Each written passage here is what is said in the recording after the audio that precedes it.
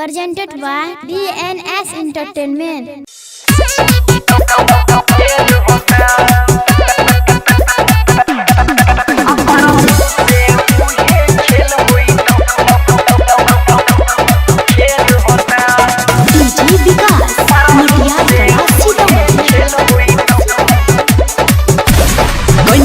शादी हम दिलियो सिनूर गे अब किए छोड़े ले करे छी मजबूर गे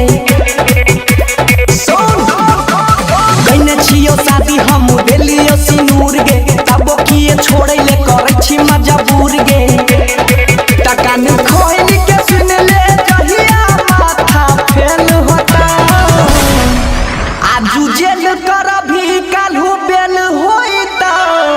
अपरसू से उहे खेल होइता आज जेल कर भी काल्हू बेल होइता परसू से उहे खेल होता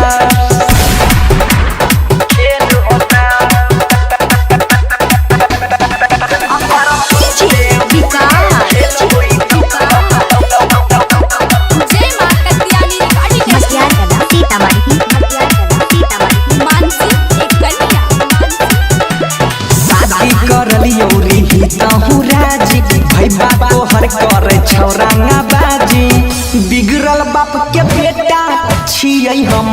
खोना खा गे कहर देबौ गोली खोपरी में यार पार गे छोड़बौ नहीं हम चाहे केतनो झमेल होता आजू जेल कर भी काल्हू बेल होइता अपरसू से उहे खेल होइता आजू जेल कर भी काल्हू बेल होइता परसू से उहे खेल होता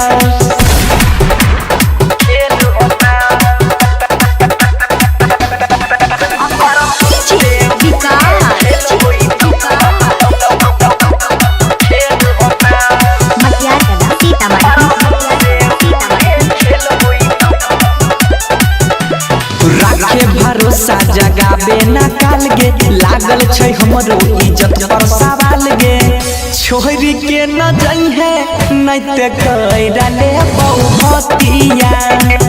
कनी है नहीं तब फेरी फेरी करा बटिया बनसी धार सोनू के लगालिए दिया फेल होता आजू जेल कर भी काल्हू बेल होइता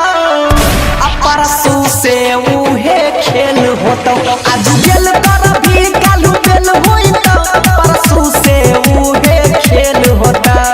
जय मां कत्यानी रिकॉर्डिंग स्टूडियो मानसी एक कन्या।